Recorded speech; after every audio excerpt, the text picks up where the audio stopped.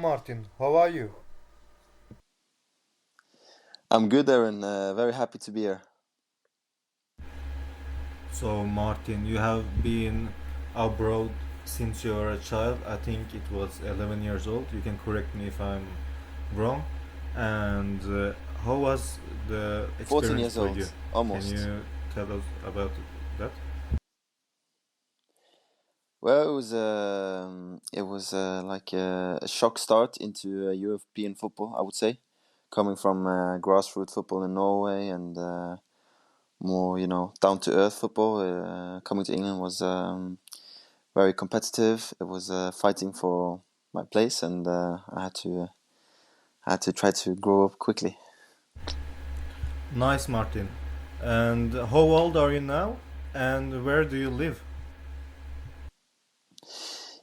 I'm now 26, playing in Haugesund in Norway. Um, I've played football professionally since I was 16, so 10 years now. I've been lucky to play in England, Denmark, Netherlands, and now Norway. And yeah, I'm loving life, I would say. And Martin, which club do you play for now? Now I'm playing for FK Haugesund, which is the club from the city where I come from. And it's really nice to play in Haugesund because all the work you put in, of course, it always goes into yourself, but it also goes into like the club and to my people, my city.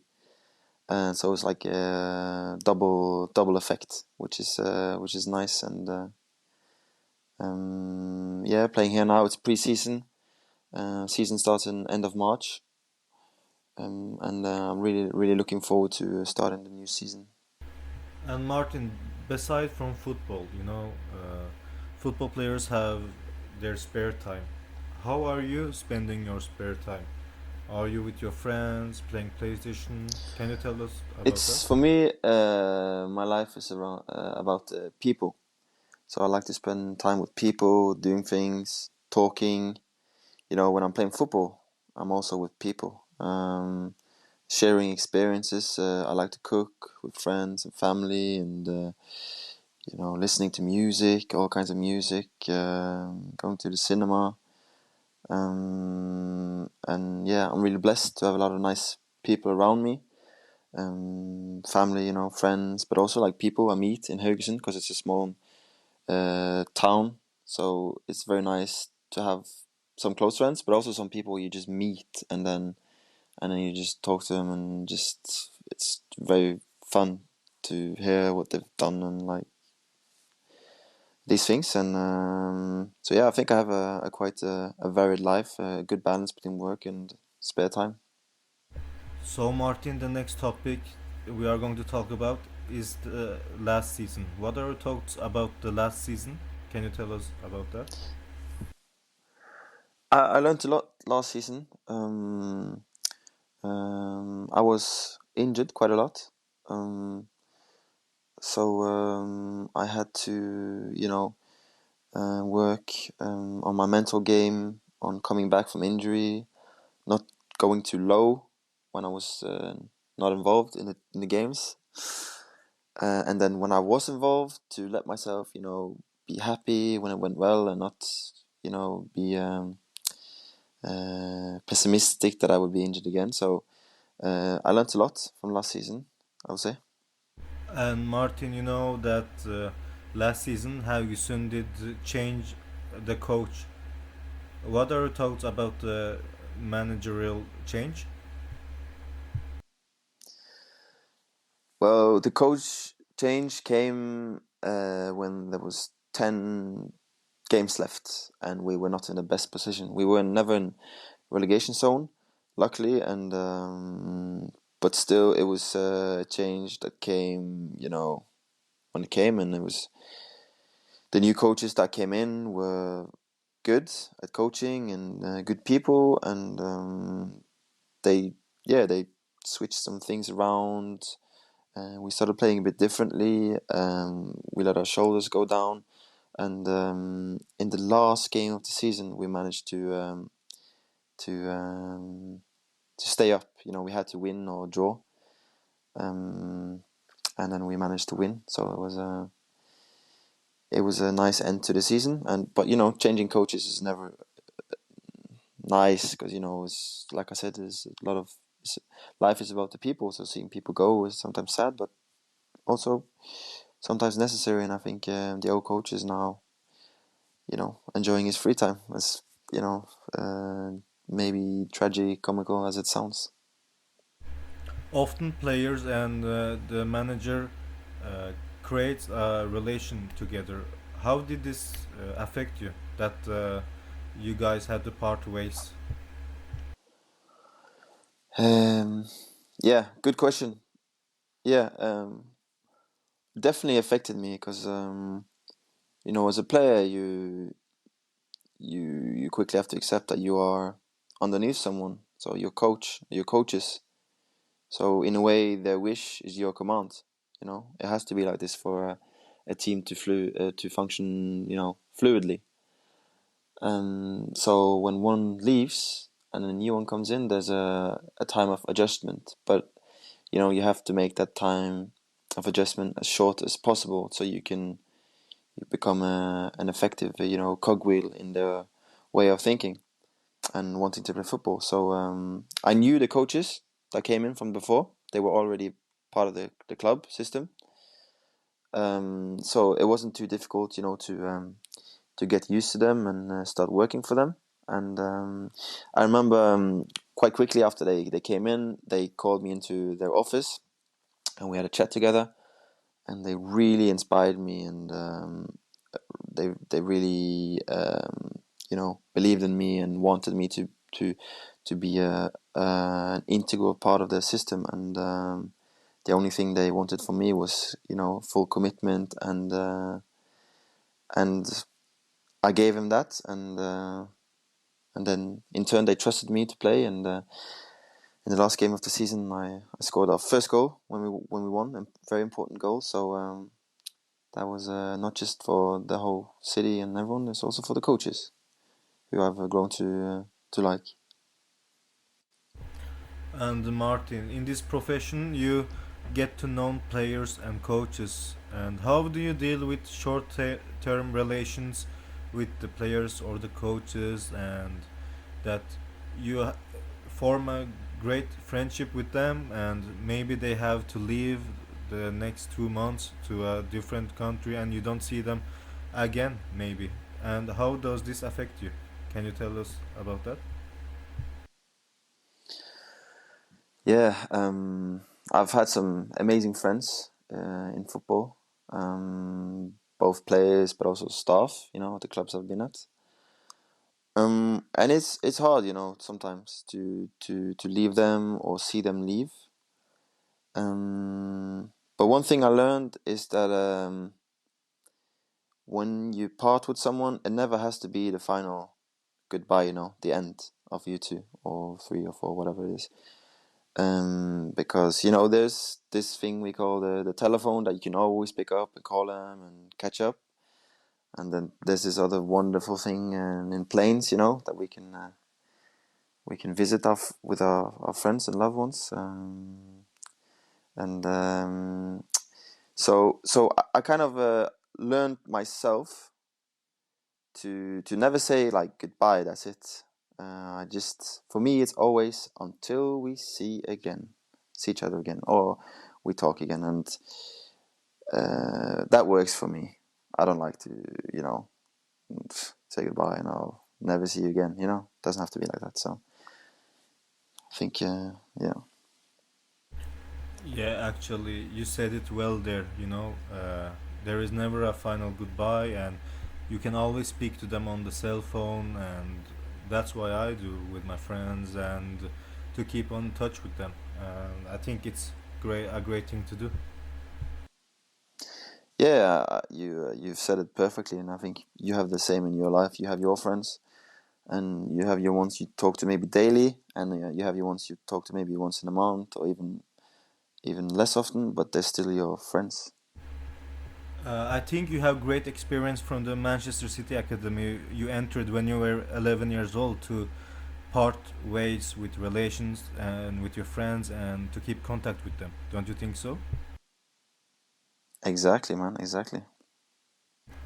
So, Martin, next topic we are going to talk about is economy. And Yeah. as a football player, you will receive huge amount of checks. And what are your general thoughts about money? Uh, what did you do with your money when you get your paid checks to you? And in your upbringing in Manchester. I can say that my relationship with money is, a respectful one. I don't chase money, but I acknowledge that I need money, to live in my everyday life, in my planning of my future. So I try to, the way I spend my money, to see it as, a closed system. So what I spend money on, I want it to like stay in my life, So I use money on an experience which enriches me as a person and stays with me as feeling, memory, and these things. Or I spend money on things that I need, like a transport vehicle, maybe bicycle, these things. Um, but I try to not spend money on things that will kind of just go up into the air, if you know what I mean. Um, uh, yeah. So I have like a house, for example, I invested in, which I will make into some apartments. I will rent out. Hopefully, it will give me steady income. But yeah, that's how I kind of see my relationship with money, if that makes sense. And how was your feeling when you get the first paycheck in your childhood? This is a topic where many young players get spoiled, but did you get spoiled or was it just cool? Probably when I when I had my first wage was I was 16. Started as a scholar in Manchester City, the academy.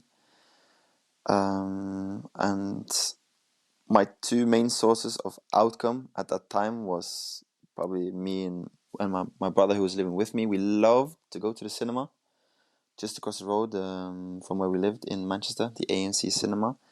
So I think it must have been either a good film that came out in maybe was it 2014. I can't remember which one, but or we also loved to go to the go-karting track just next to Old Trafford, Daytona go-karts. Um, so I'll probably say go-karting or the cinema. And Martin, uh, you were the first Norwegian to get contract with Nike. I remember you were in Ullevål Stadium with the newest Mercurial Superfly V, the pink and black ones. And I remember that you showed it off to the people around the stadium. And Yeah. how was that feeling that you was the first Norwegian to get a contract with Nike? And did you cope with it well, or did you get too excited about it? Yeah. Because it is a huge responsibility to take to be the first Nike ambassador for Norway as a footballer. For me at the time, it was special because Nike, the name, and you want it seen with your own name is really special. It's a big moment for a youngster. But also at the time, it's funny because I was living in London and I had an expensive apartment. So even so the sign-on fee from Nike was probably what I appreciated the most because I was actually it's funny, but I was actually almost struggling to make the ends meet because I was a bit too optimistic when I signed the contract for my first apartment in London, and I maybe forgot in a moment what we call tax, that I wouldn't have all the money, from my wage from West Ham. So I was playing the football of my life, So I would get the contract with Nike, scored in the friendly with West Ham, and then when I signed the contract, I was like, oh, that was a huge, huge relief. So maybe when you saw the smile from that picture, it was because I could afford better, dinners after that.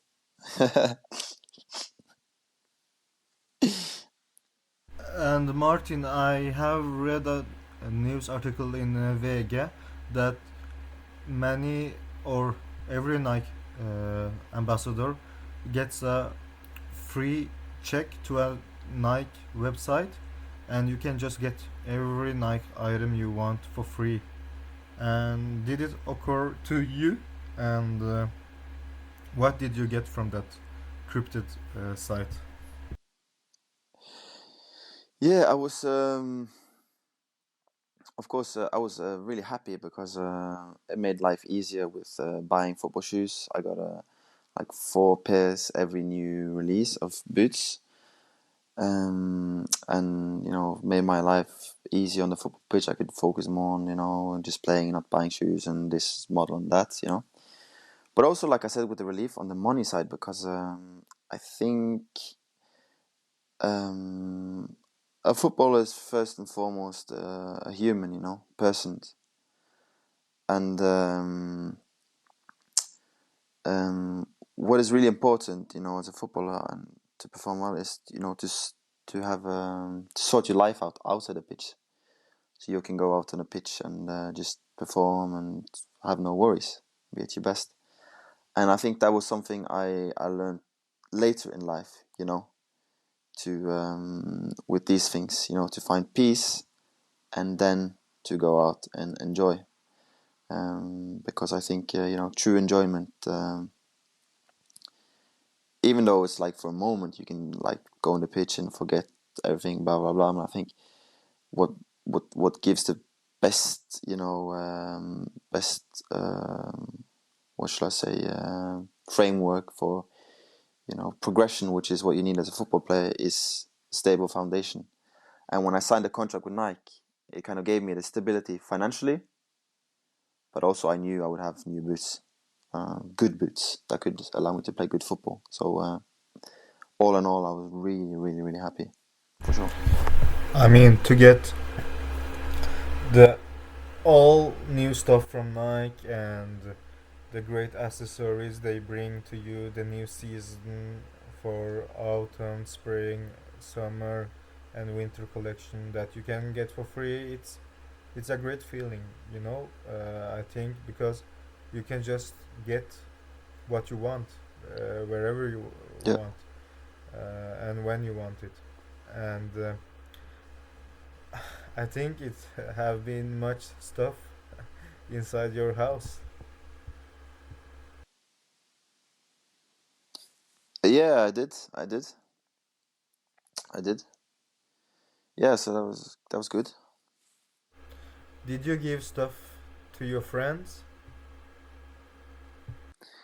Yeah, I did. Yeah, it was that was good. Martin, did the dangers of ordering too much stuff affect you negatively? That was how it went. Yeah, I think you enjoyed to order the stuff yeah, from it's good, Nike. but at the same time, you can have too many shoes also. So there's yeah, and that's the danger of these things, with when things grow out of proportion, anything. They say about food, poison is in the dosage. Because when you have little, you become attached to the things. They become part of you, which is good, like a spiritual connection. But when you have too much, then you lose this connection to things, but also a bit to yourself. And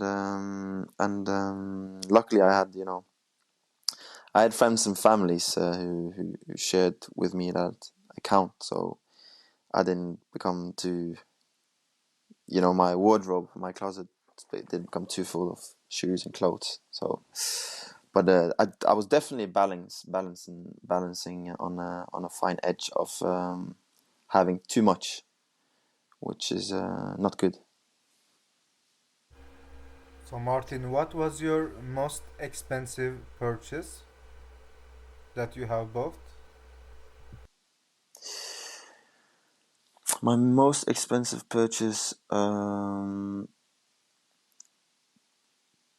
probably the two times I've kind of exploded my own limits was when I bought a pair of, I think it's called Giuseppe Zanotti shoes, where they have like the gold badge across the thing, because my teammates at West Ham, they had them, the first team players, and I wanted to be like them.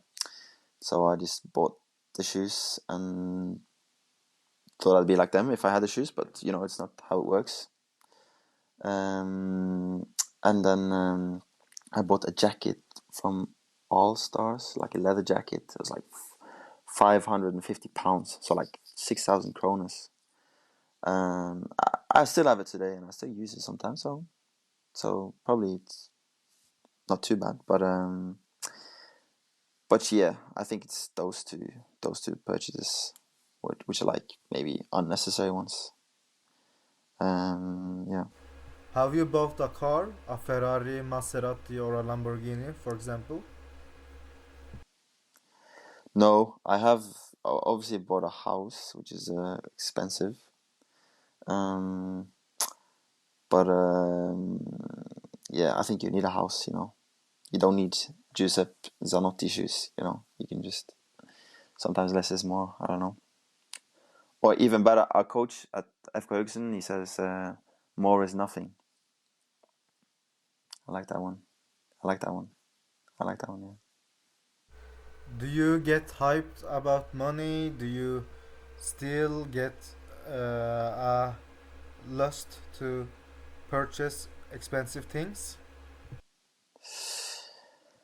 Um, I definitely don't get hyped about money. I really like it when I survive and I have enough money, which I've had for a long time. But I try to live frugally. I try to not use more than I need, because money is best when you have it like saved up and you can use it for emergencies. I think, um, and yeah, I really like the phrase. Um, I have to translate now in my head from Norwegian to English, but neither more nor less, but just enough to your daily bread. So that's my target, because I think the closer I am in the middle, the closer I am to myself. I don't want to be rich nor poor, so that's how I try to shape my life. And Martin, let's talk about your time Yeah. at West Ham. Moving on from Manchester City to West Ham. How was your first period there, and how did it went for you when you were in West Ham? Ooh.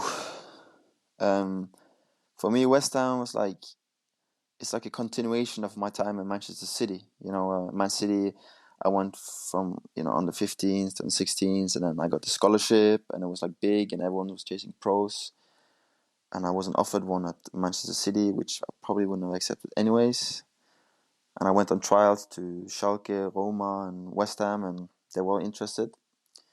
But in the end, I chose West Ham, and I think it's because of this guy called Terry Wesley. He was my mentor there and academy director. When I went there on trial, I stayed at his house, him and his wife, and um, I got this feeling of love, um, and care, and he set up a plan for me, plan to progress as a player and a person, and I think the plan really worked. In my time in West Ham, I I had some really good loans. I played for the Norway national team. It shaped me, and I'm still in touch with Terry to this day today, and his wife, Aideen. Um, so coming to West Ham was a blessing. And Martin, who was your first coach at West Ham? Was it Manuel Pellegrini or Slaven Bilic? It was Slaven Bilic. I came there at the same time as him. I remember the first training camp in Cork in Ireland, where he was there, and Dimitri Payet arrived at the same time. I didn't know who he was, but I quickly saw that he was a great player. I remember, standing in the circle before training with Slaven, and big players around him such as Mark Noble, Payet, Pedro Biang, James Collins, Kevin Nolan, and Slaven. He was yeah. I think he has to admit himself that he was maybe a bit shy also the first week there in Cork, but he quickly inspired us and really got a hold of the group, and he was highly respected by the players and myself. He taught me a lot, and yeah, so Slaven was a good coach for me to have there. Did you play with Gökhan Töre also? I did, yeah, He is a hard lad, isn't he? yeah, Turkish bull. He is as hard on the outside as he is on the inside. He is just a stone through and through. Was he difficult to communicate with? Really difficult. You know, Gökhan, yeah, he is difficult, but at the same time, he had your back when you played with him, and that was cool. But he was a fantastic player, and but yeah, sitting around he wasn't the most talkative around the dinner table. No, no, he wasn't. He wasn't. He wasn't. He was like down to earth, chill guy, but really experienced to play with him. Martin, how was Manuel Pellegrini? He coached you too. Yeah. So I often, well, Manuel was again fantastic. You know, I remember once we were training at Rush Green, the training ground at West Ham, and we had small-sided games, and I was on the top of my game, playing amazingly, and there was this, I had this chance to score, and I could have just put it in easy, but instead I just chipped the goalkeeper, and I still scored. But then I saw like he didn't say anything, so I thought, oh, maybe I should have just tapped it in, Yeah. So after the training, as expected, he came up to me and put his arm around me, and then he said, Martin, goals they are scored not in color but black and white.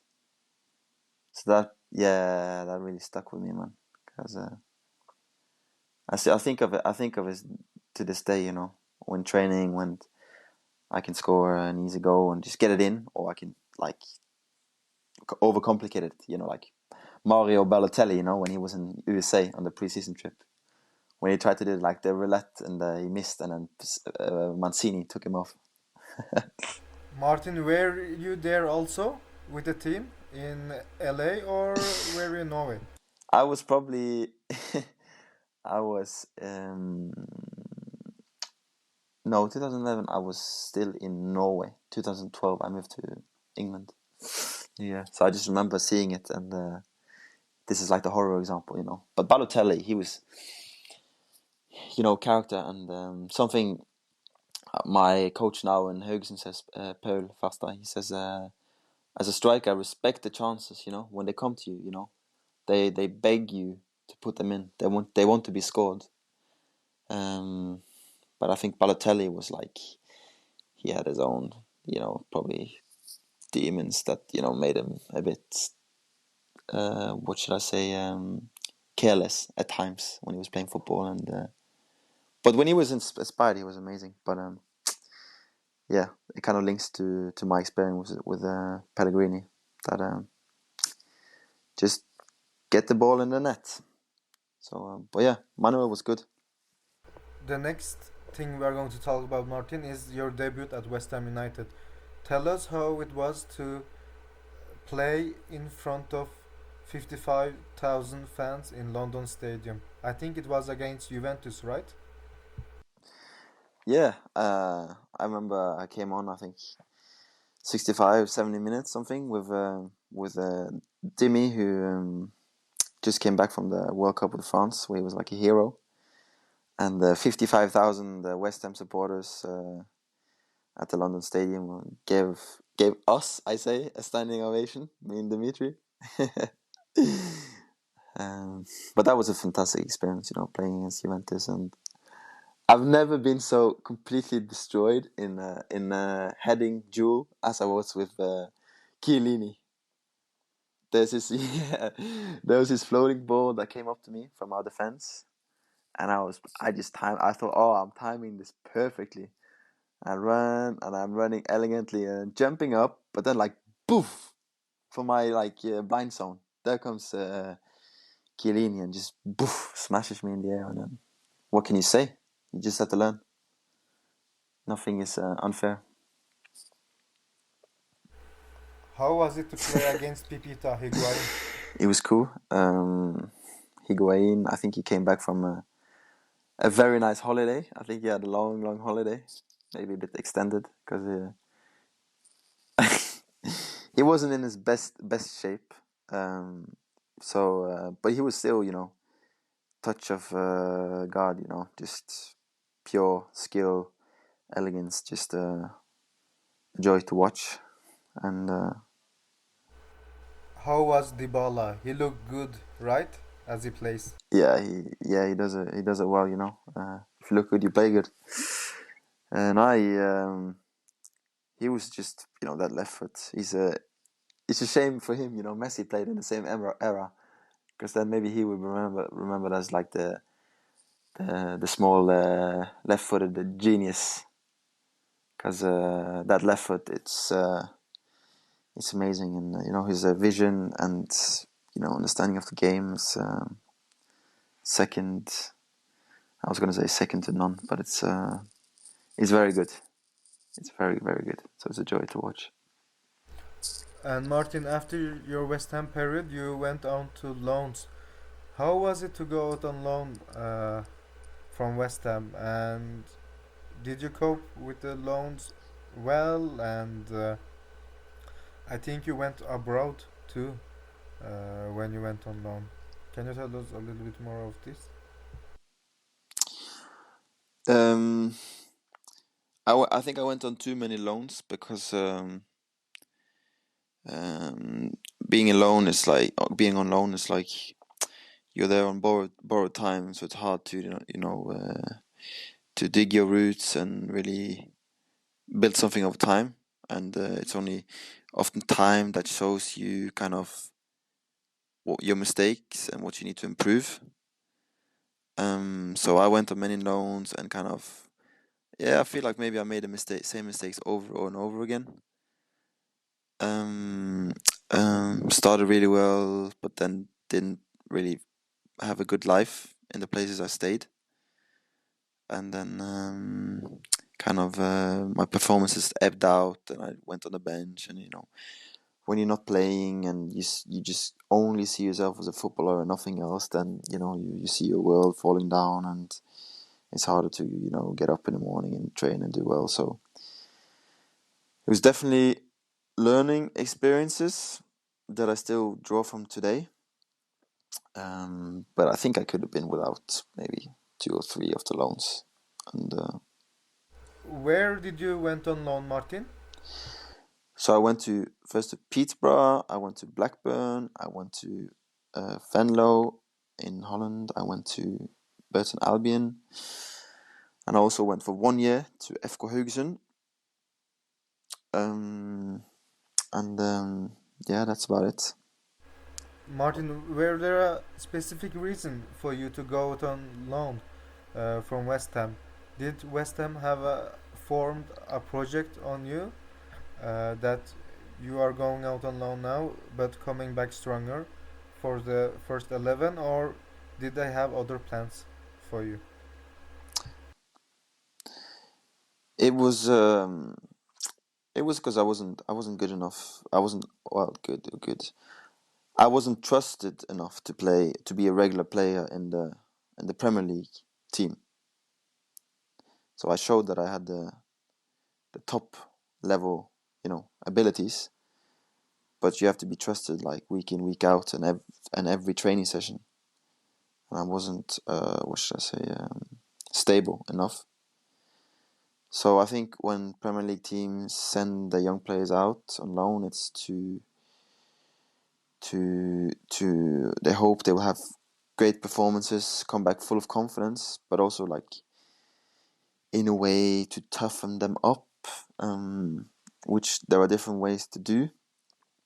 But I think the main way is to toughen up is to kind of um, build a good, strong life where you don't have all your eggs in one basket, but where you can accept that if it's going a little bit hard on one way, then you can lean on something else.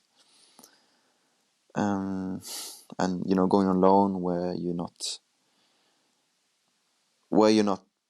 100% invested in always in like the club project you want to do well for yourself. It's a good way to work on yourself, even though of course you become you start really to care for your new teammates and your club. But it's not the same as when you're owned by the club. So I went on these loans, and I was playing football, but I wasn't doing much more. I was just playing, and no real end goal. It was a bit too kind of fairy tale style. So yeah.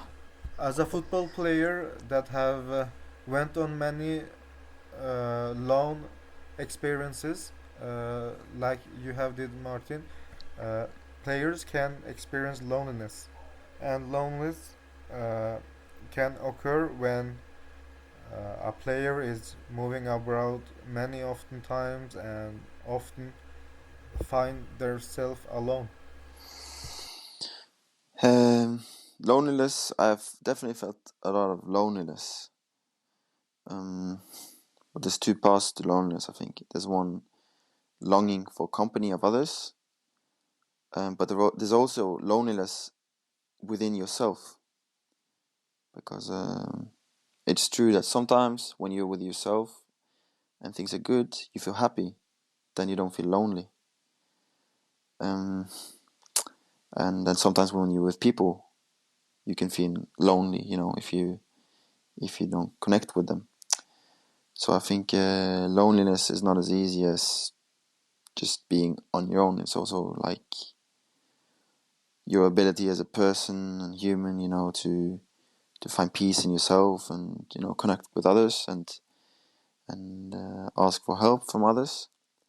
And like I said previously, I was just floating.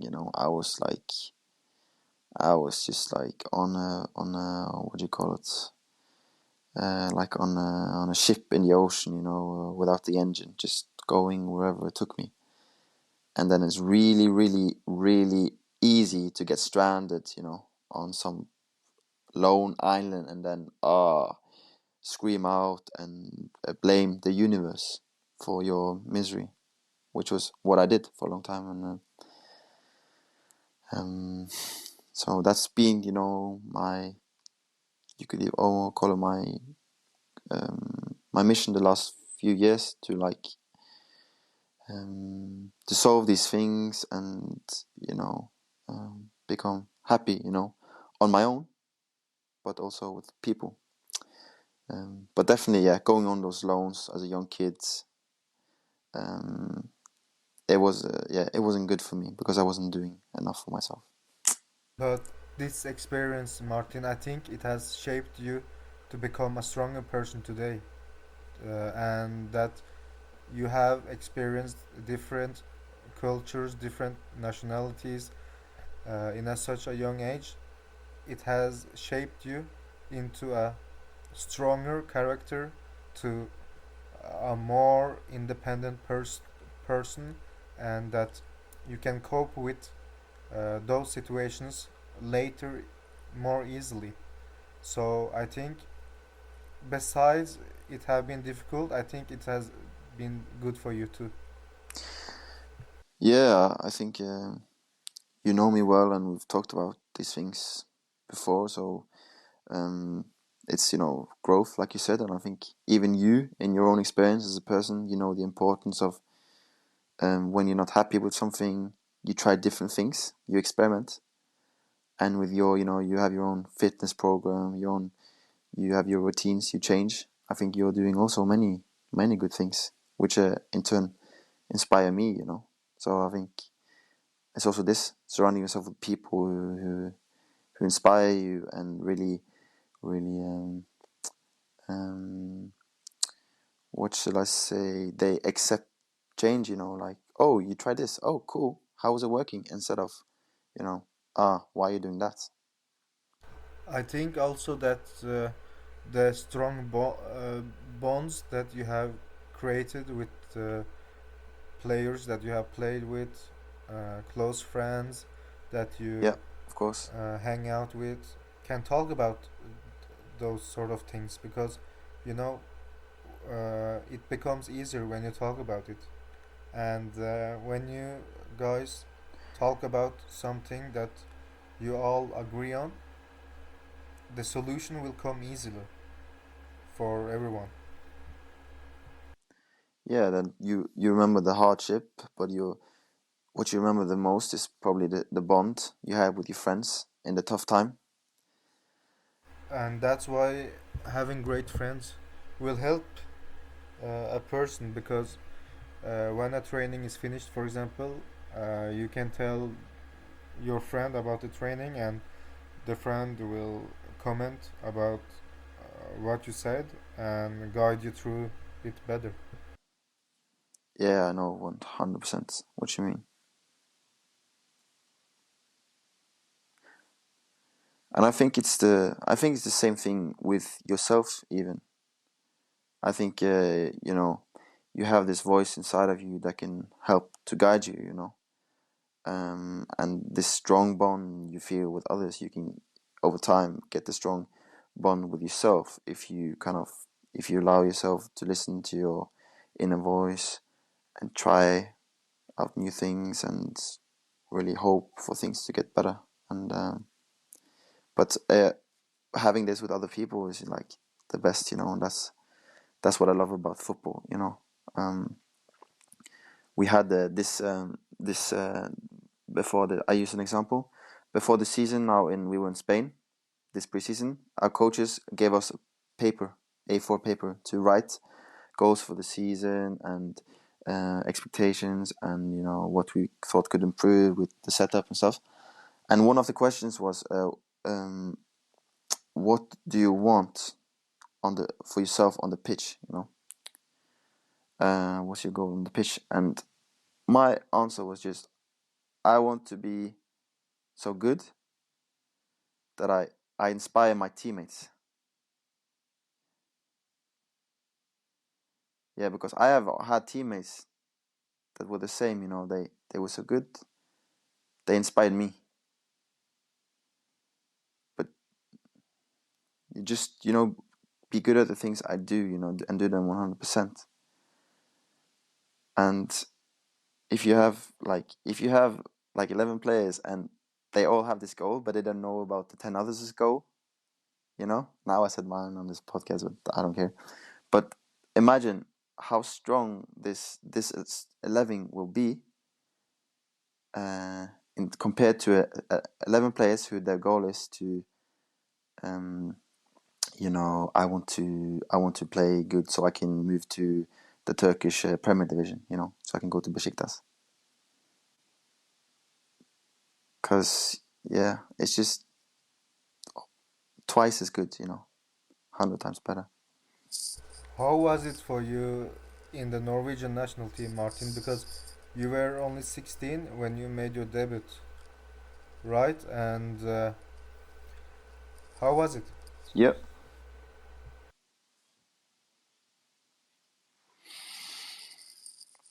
My thoughts on the Norway national team is that it's very interesting starting 11, and there's some good players on the bench now. It's the coach seems good, and I think they have all the things necessary for winning games and qualifying for championships. And Martin, the national team of Norway now is very good, I think, because it has young players. The younger generation have become stronger. More agents and more people come to Norway to see matches in the Elite Serien and bring players to abroad much more than. What do you think about this? Yeah, um, yeah. I think it's good, that we have a lot of young players in the team because it means they can merge together now at a young age and then stay together and form a solid group in years to come. Because football is about relations on the pitch, combos, and it's about having your friends back when he's gone. You take his position, and I think it's good that it's young now, so they can hopefully stay together and then do well in the future. I don't know. What do you think about the Norway national team now? I think the Norwegian national team will be very good because it has a very great generation with many young players, like for example Antonio Nusa, Usame Mm-hmm. Sahrawi, Andreas Schjelderup. Those players play at elite level abroad, and they are performing very well too. Yeah, yeah, yeah, yeah, yeah, yeah. Eriksson. Yeah, And for the national team to get better, I think that the national team had have to lower their ego because uh, the way the Norwegian national team play now is very bad.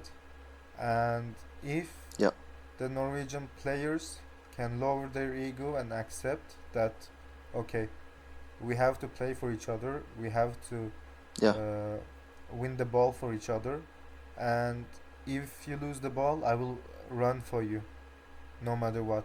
We saw that when national teams from abroad came here to Ullevål Stadium and won against us, while they have players in their league only, not abroad. yeah, But we have yeah, superstars in our team, but they yeah, can't play with each other, and that is the reason for having such a big yeah, ego, I think. And if you guys can lower your ego and to play good for each other and for the people that make time to watch you guys, it will be perfect. Because if you think about all the aspects, you will play very good. I think you said it perfectly, and the way you ended it, we said about lowering the ego. It's just such a key, and every process of development, ego is going to be your enemy because your ego is what often stops you from changing because you don't want to accept something and you don't want to change. But if you throw your ego out the window and then you see things for what they are, then it's easy to say, yeah, wait a minute, I'm not good enough. Let me change this. And so yeah, I think you said it. You said it perfectly, man. How many national team matches do you have for Norway, Martin?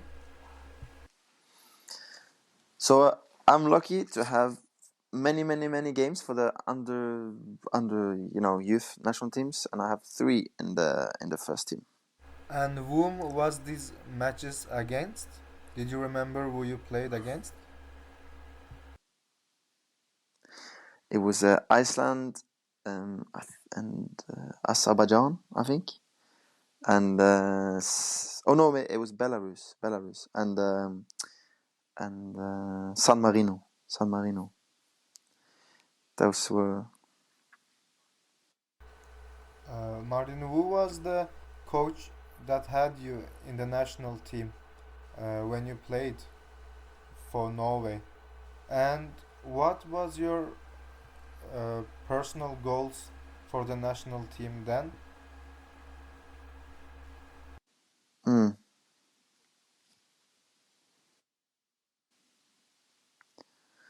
yeah. The coach was Per-Mathias Høgmo, great coach, good guy. And my goals, at the time, sadly, as strange as it sounds, I was completely without confidence. And it's the confidence, I think, that allows you to set good, realistic future goals. But when I was without confidence, it was just, oh, don't play bad. Don't don't play so bad that I won't play in the next game. So and I played all right, and I had some games, and I scored against San Marino, which was amazing. So I'm glad to have. Yeah, it was nice, and but on like the dream side, my dream, was always to play in like a championship for Norway, and in some maybe Euros or World Cup, represent my country, and just for my parents, my grandparents, my dead grandparents. It was always my dream to play for them. But yeah, I realized also, I can still honor them, by living in the best way I can, and so it's still a dream to play in a championship, but it's a nice dream, It's yeah, just a dream. And which players did you play with in the Norwegian national team? I played with Stefan Johansen, Persilan Skjelbred, Joshua King, Rune Jarstein, Even Hovland, um, Umar El Abdullawi, Haitam. There was just so many fantastic players and great people. It was just one big family. When we was there, and the whole staff. The physios, the doctor, and it's a really really good environment that Per Mathias created.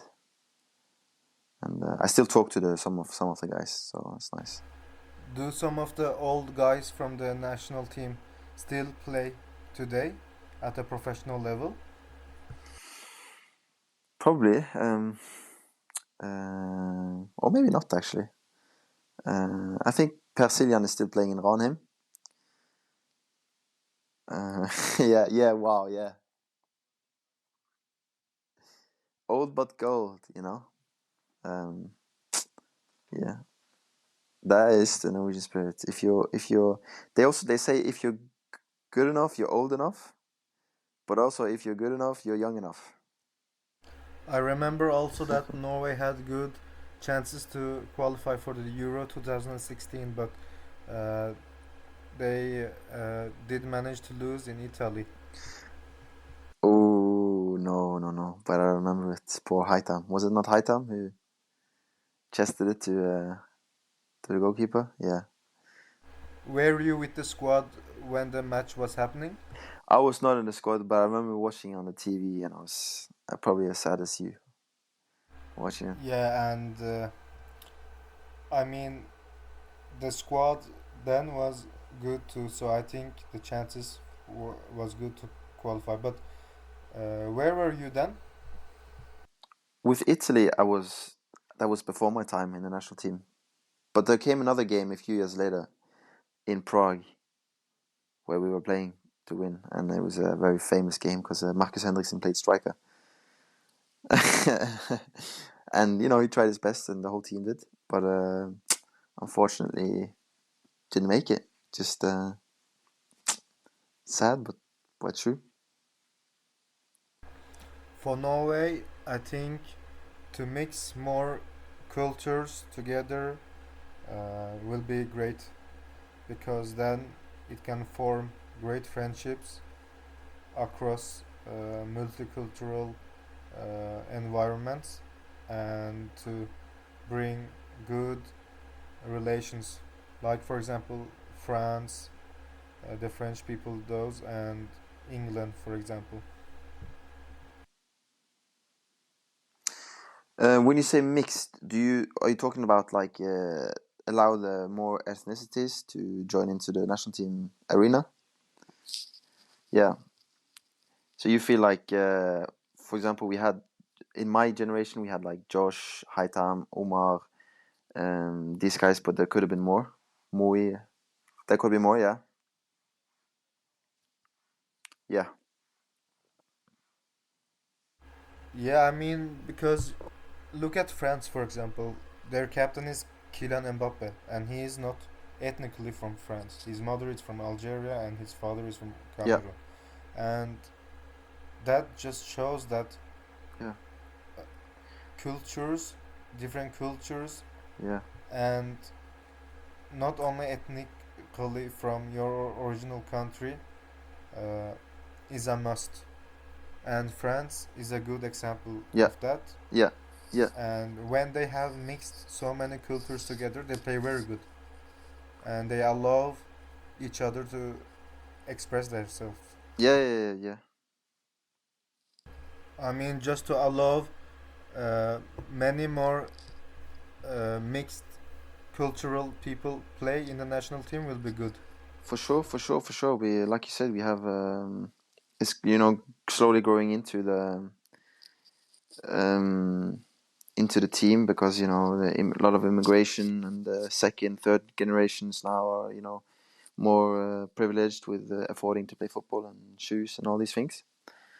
And there's so many talented you know yeah, multicolored Norwegians, and I think they don't only come with the skills as footballer, but also they can represent different cultures, from other parts of the world, which we as Norwegians can learn a lot from, and they have they are sometimes more free in their ways, more this Norway, we have this, you should act and be in a certain way and blah blah, and it's good that we have some people who come in and just and maybe observe us and then laugh at us and make us aware of how sometimes ridiculous we are in terms of how we scared of doing this and that and the other.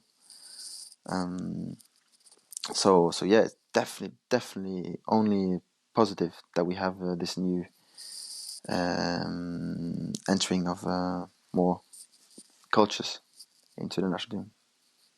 But I think Norway is in a good path now and are developing with a younger generation to fulfill a great national team in the years that are coming, because the under 21 national team for Norway is one of the world's best, and players like Erling Haaland and Martin Odegaard have opened their way for Norway to express their talent and to become a very very good national team in the years coming. For sure, for sure, for sure. I think it's good the progress, and young kids are coming in and mental coaches, like you said. I think the main thing that we need is really simple. It's just love what we do and have hope, belief, and this is like the seed, once you plant it in a human, and you allow it to grow and you protect it, it can make it your inside like beautiful.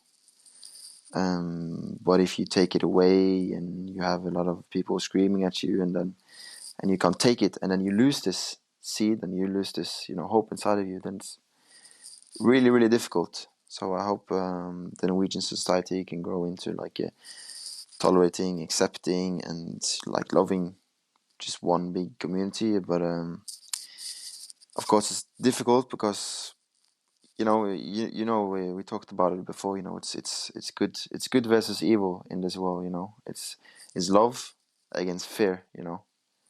And you hear most the people who screams the loudest, and they'll normally scream in fear. So it will be hard, to make love dominate. But I think it can happen. I think it can happen, and then we will see, hopefully, on the national team side, the 11 players fighting hard and enjoying football and inspiring the rest. And Martin, I think with my experience, I think I can be a good benefit for the Norwegian Football Association. Can you repeat? Yeah, I just said that with my football knowledge, I think I can be a good asset for the Norwegian Football Association. Yeah, but you're already in it, because with the people you speak to in football, and probably more people than me in the top division that you speak to, and so when you speak to them and you help them with like their mind and ideas, and then they speak to their friends, and then they help them, and then it just keeps on going. It's like a nice butterfly effect. So I think you're like, with your positive mindset, you are doing something more than many. Yeah, and continue to guide the youth people to a good football career and develop their qualities. Yes. And to continue to have great friends inside football Yeah, like you. for sure. You already helped me, so you can have more. Because through healthy communication, you can make a good path to the young player, you know? Yeah. Yeah. And with your experience, it will be much easier because they believe in you. Yeah. And this will make it easy for them to Yeah. make decisions later in their career Yeah. for themselves. Over to the next topic, Martin. After match, how is your head mentally after a game? Nowadays it's quite good, I just I'm really happy to play football, um, and I just give my all, and I try to leave. If we lose, I'm annoyed there and then, um, but quickly I look at it from the bigger perspective and how I can do better next game. Use my experiences, information to continue my progression. There are some games where I run a lot, where I'm really tired, and then it's just I just don't I just want to chill. And there's other games where the team wins and you just want to celebrate, like the last game of the season. Then it's important to just follow your drive and just go party and like just live like it's the last night of your life. So yeah, it changes. But I learned in my career that when I didn't prepare properly, um, if I did well and we won, I wouldn't really feel so happy because it kind of felt like luck, and not that I deserved it. And then if I did bad and we lost, I would like beat myself up and be really unhappy. I was like, oh fuck, I shouldn't do this. I should have done that. So now I really prepare myself to every game, and then after the game, it's like, okay, it went the way it went, and then I use this for the next game. So I think I have I'm lucky in that aspect. Do you get very happy when you win a game, or are you the type of person that is very chill after a game that you have won? That you think like, oh, okay, we won this game, let's go over to the next one. I would say it depends on the game, what kind of performance it was. Some games you win just by one goal and like just in one moment, like maybe almost lucky, and then it's like ooh, you know. Um, and sometimes when you like really dominate the game, you like it gives you boost for the next game, and you feel like you're on a wave, riding a wave. But I would say mostly, yeah, I get happy when I win games, yeah, because like points in football is a bit like money in life, you know. You need them, you need the points. So yeah, it's good. And if you just play really good all year, then you just end up winning the league, you know. So the goal is to play really good. And when you are in a mental state inside the game that you are thinking of giving up, those these happen to you that you are thinking like, oh, I'm giving up now. This game is over anyway. I try to, you know, in the game to never give up, because if I give up, then I cannot use it as experience, as information for the next game, because you know then you just, oh, you want to forget about it, you know, you if you kind of just give up. So I give my 100%, and then if we lose, I think, okay, first of all, it was nothing wrong with my commitment and my, you know, work rate. So let me look at why my team couldn't win, you know, and why I couldn't help the team to win, why we lost. So yeah, of course I'm sad, but I learn from it, you know. The life after football, Martin. The very big question every footballer has to take on some part of their time in the life. And how are your plans according to this topic? And do you think often of it? And what do you want to do uh, in your daily life when you are not a football player anymore? Mm, I don't think so much about it at the moment. I'm really enjoying to play football, and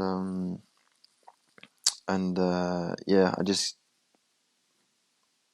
of course, it would be nice to have a bit more holiday in the summer and weekends, blah blah blah. But yeah, I just want. The only thing I know is that I want to continue to be happy, like I am now. And I think I found a way to stay happy, and that's really easy to. If I'm unhappy, to just change some things in my life and see if it works, and if it doesn't, then keep on changing. And so yeah, in life after football, I just want to keep being happy, and hopefully to have football involved in my life in some way. Do you think about to get into coaching to get your UEFA all license to develop a career inside coaching? What do you think about this?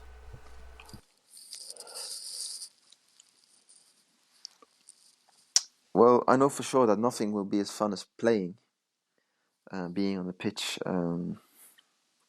But I could see myself as a coach. Yeah, but I haven't started thinking about it seriously now. Now I'm playing, enjoying to play. And I think also when you take those UEFA courses, that you will have a good advantage because you have been a footballer on a daily basis. You can mix it with your experience and knowledge and your theories that you will jump into. So you are young too, so you have experience of how to cope with young players. So I will think it will be a good thing Yeah, for it's you. like all theory, you know, it's based on practice, and I'm practicing it now, like firsthand, every day. So I really hope that yeah, if I do those courses, it should be easier for me than for the rest. But I also think that you don't need to do what other people has this have their say about what you are doing. But if you just listen to yourself and say that this is enough for me, it's good. Yeah, I know that the path you have taken, that you have inspired many young people, including me too, to make good choices. I hope so. I hope so. It's all about inspiration. I think to live your life in a way that can inspire others, and then if enough people do it, then the world becomes a better place. What are your hobbies, Martin, or your interests? Um, my interest, I really like uh, good music, good films, good books. I like things that move me and surprise me. Um, Talking to people, I have a lot of good friends, and um, I really like to talk to people now, and uh, especially when someone tells me something that I don't understand. I've come to the age now where I realize that I will understand later. So sometimes when people tell me something that I don't necessarily agree with, I'm like, instead of being like skeptic, like, is he lying? Then I'm like, oh, I really look forward to the moment where I will understand what he told me. Um, yeah, so my life revolves around playing football, um, meeting friends, family, and just a simple, simple good life. Yeah. Are you active on social media, Martin? Do you use Instagram, Snapchat, or No, apps like that? nah, not really. It can be too much, right? Yeah.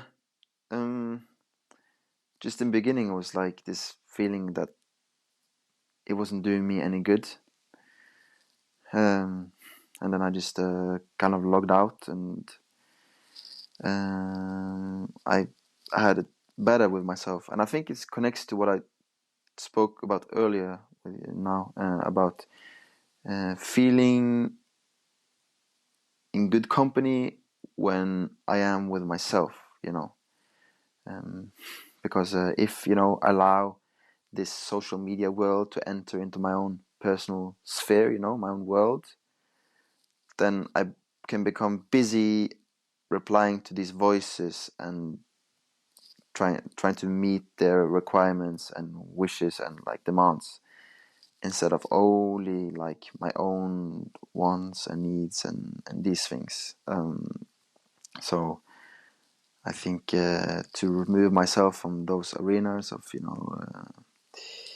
short, quick pictures, messages, these connections, it really helped me, to instead find my own space and my my my erstatning. Yeah, replacement of this was to after a while I started to miss a person in my life. You call him a friend or her, and then I just call that person, and then we have a really good conversation. And then I like that I don't know exactly what they've been doing, and they can surprise me, with their news and reflections and stuff.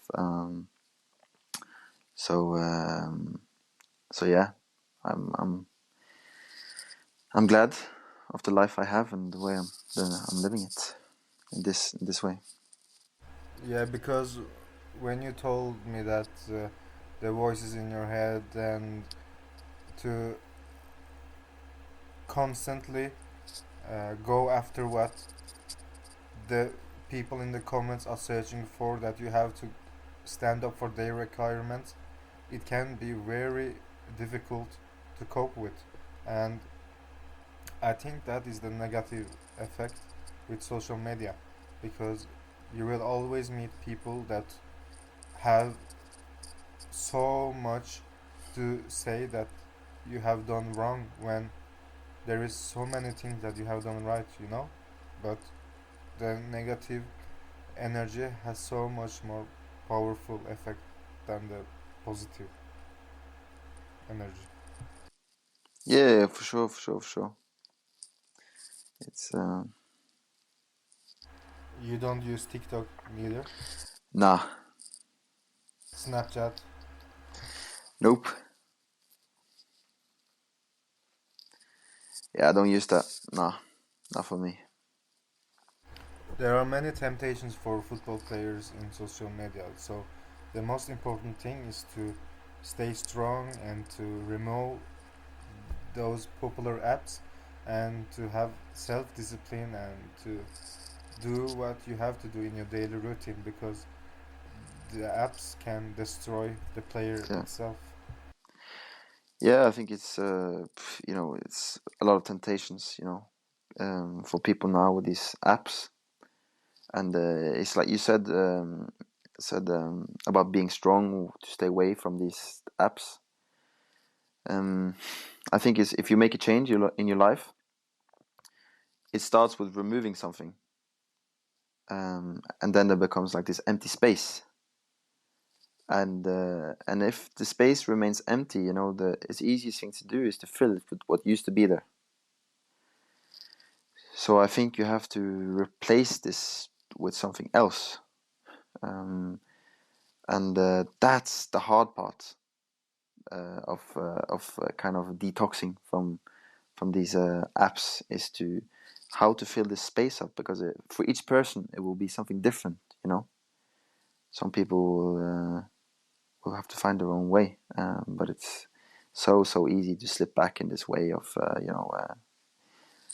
yeah, just scrolling up and down and memes, and yeah, but it's also not the worst thing you can do. Martin, welcome to the last topic of this podcast. What are your personal goals and your career wise goals for the coming time? Do you think of it often in the age you are in now? um so my personal goals, um maybe I want to do well with FK Haugesund. I want to play good football, um but like my main goal is just like to stay happy, and be at peace, not chew more than I can swallow, and try to live day by day, and um, yeah. So I think the best things for me in life now are the things like that come to me. I just live my life and try to have it good, and then the really good things, they when they come, they are blessings, and they are normally like moments when I don't expect it, but where I kind of put myself in a mind space or soul space or whatever, where I'm um, available to these feelings. So I'm not so much chasing something like a dog chasing a car, or a headless chicken. I'm kind of setting my guidelines for what a good life for me is, and then I experience that the best things, they happen. I don't chase them and capture them. So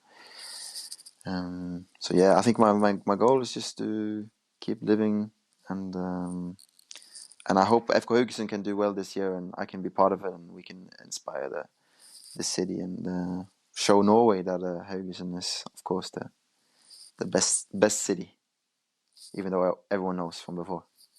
And this is the last call for the podcast, Martin. Thank you very much. I hope you enjoyed your time with me as I enjoyed with you. Thank you very much. I really enjoyed it. You're nice to talk to, as always.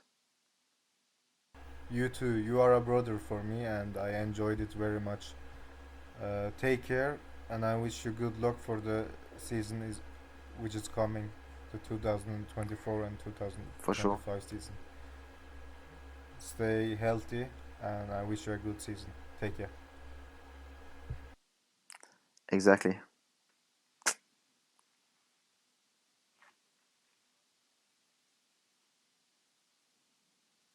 Yeah. Peace.